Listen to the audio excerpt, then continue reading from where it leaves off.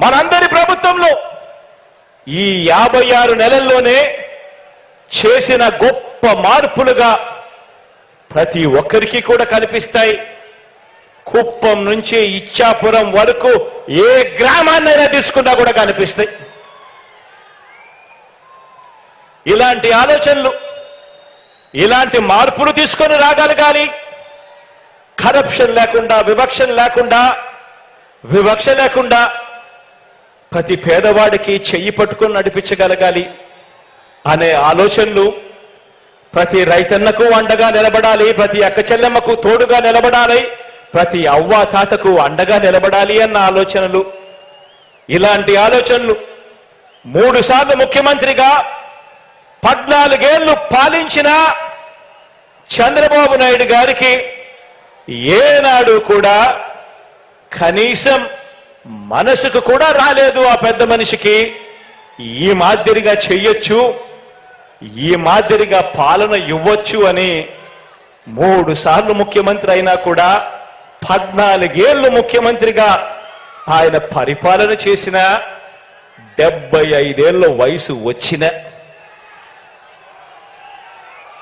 కనీసం ఇంత గొప్పగా చేయొచ్చు అన్న ఆలోచన కూడా ఆ పెద్ద మనిషికి రాలేదు. ఎందుకో తెలుసా? కారణం వాళ్ళు పెత్తందారులు కాబట్టి.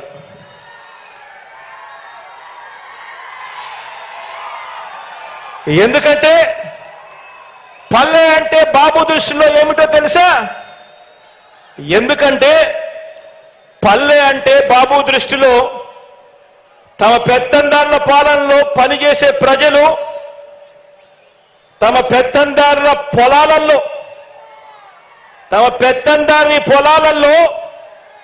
పనిచేసే ప్రజలు, తమ ఇళ్లలో పనిచేసే పని మనుషులు, వీరంతా కూడా ఆయన దృష్టిలో కేవలం పొట్ట పోసుకోవటం కోసం ఉండే జనావాసం ఆ పల్లె అని ఆయన నమ్మకం. ఆయన ముఖ్యమంత్రిగా ఉంటే ఏ గ్రామము బాగుపడదు, ఏ పల్లె బాగుపడదు. కారణం ప్రజలు, పేదవాడు బాగుపడాలి, గొప్పగా చదవాలి, గొప్పగా వాళ్ళ భవిష్యత్తు మారాలి అన్న తాపత్రయం ఈ పెత్తందారులకు లేదు కాబట్టి. ఇక రైతు సంక్షేమాన్ని చూస్తే మనమెక్కడా, చంద్రబాబు ఎక్కడా అని చెప్పి ఆలోచన చేయమని అడుగుతా ఉన్నా. రుణమాఫీ చేస్తానని నిలువున ముంచినది చంద్రబాబు అయితే 87,612 కోట్ల రూపాయలు రైతులు బ్యాంకులు కట్టద్దు అని పిలుపునిచ్చాడు. బ్యాంకుల్లో పెట్టిన బంగారం ఇంటికి రావాలి అంటే బాబు రావాలి అని అడ్వర్టైజ్మెంట్ ఇచ్చాడు. మొట్టమొదటి సంతకంతోనే రుణమాఫీ చేస్తాను అని వాగ్దానం చేశాడు. ఎన్నికల ప్రణాళికలో మేనిఫెస్టోలో పెట్టాడు. రుణమాఫీ చేస్తానని నిలువున ముంచినది చంద్రబాబు అయితే ఈరోజు రైతు భరోసా అంటే గుర్తుకొచ్చేది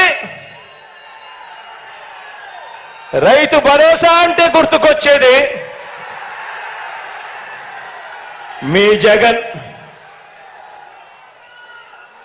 రుణమాఫీ చేస్తానని మోసం చేసిన ఆ పెద్ద మనిషి అలా ఉంటే ఈరోజు రైతు భరోసా అంటే గుర్తుకొచ్చేది మీ జగన్. ఆర్బీకే అంటే జగన్.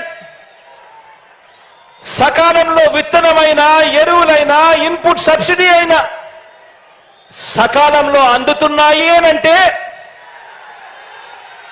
గుర్తుకొచ్చేది మీ జగన్. పగటిపూటే ఉచిత విద్యుత్ అయినా, రైతన్నలకు ఉచిత బీమా అయినా, రైతన్నలకు 0 వడ్డీ అయినా ఇవన్నీ అందుతున్నాయనంటే గుర్తుకు వచ్చేది మీ జగన్.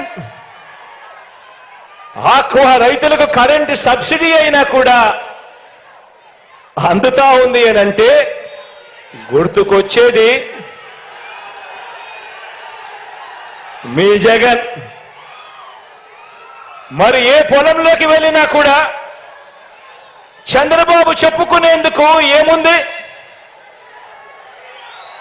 మరి ఏ పొలంలోకి వెళ్ళినా కూడా చంద్రబాబుకు చెప్పుకునేందుకు ఏముంది? చంద్రబాబు నాయుడు మార్కు ఎక్కడుంది? ఎక్కడ చూసినా కూడా కనిపించేది వైఎస్ఆర్సీపీ జగన్ మార్క్ కనిపిస్తా ఉంది. ఎక్కడ చూసినా కూడా.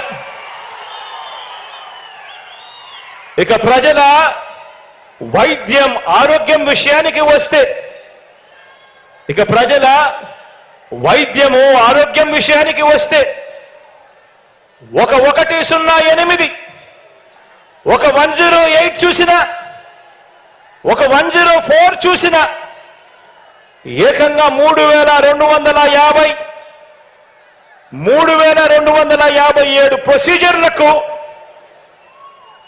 ఆరోగ్యశ్రీ విస్తరించిన తీరు చూసిన, ఆరోగ్య ఆసరా చూసిన, గ్రామ స్థాయిలోనే విలేజ్ క్లినిక్, ఫ్యామిలీ డాక్టర్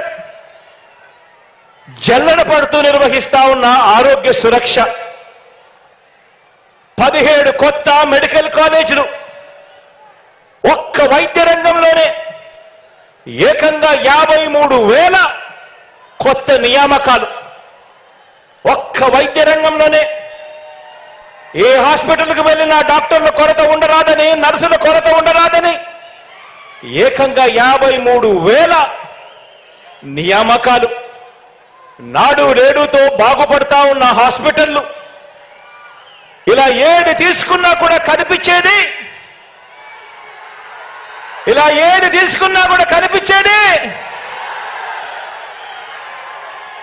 ఒక వైఎస్ఆర్, ఒక జగన్, ఒక వైఎస్ఆర్సీపీ మార్క్ కనిపిస్తుంది ఈరోజు ప్రతి చోట కూడా.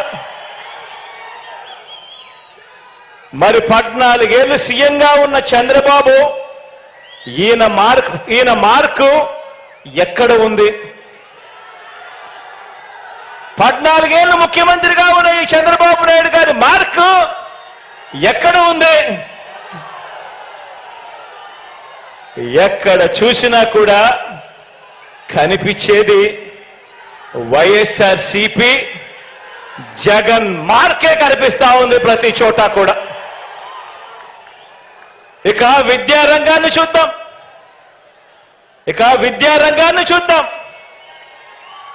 ఏ గవర్నమెంట్ బడిని తీసుకున్నా, మొత్తంగా విద్యా రంగాన్ని తీసుకున్నా, ఓ నాడు నేడు, ఓ ఇంగ్లీష్ మీడియం, సిబిఎస్ఈ నుంచి ఐబీ వరకు ప్రయాణం, చదువుతున్న పిల్లల చేతుల్లో బైలింగ్వల్ టెక్స్ట్ బుక్స్, అంటే ఒక పేజీ తెలుగు, ఒక పేజీ ఇంగ్లీష్ టెక్స్ట్ బుక్లు,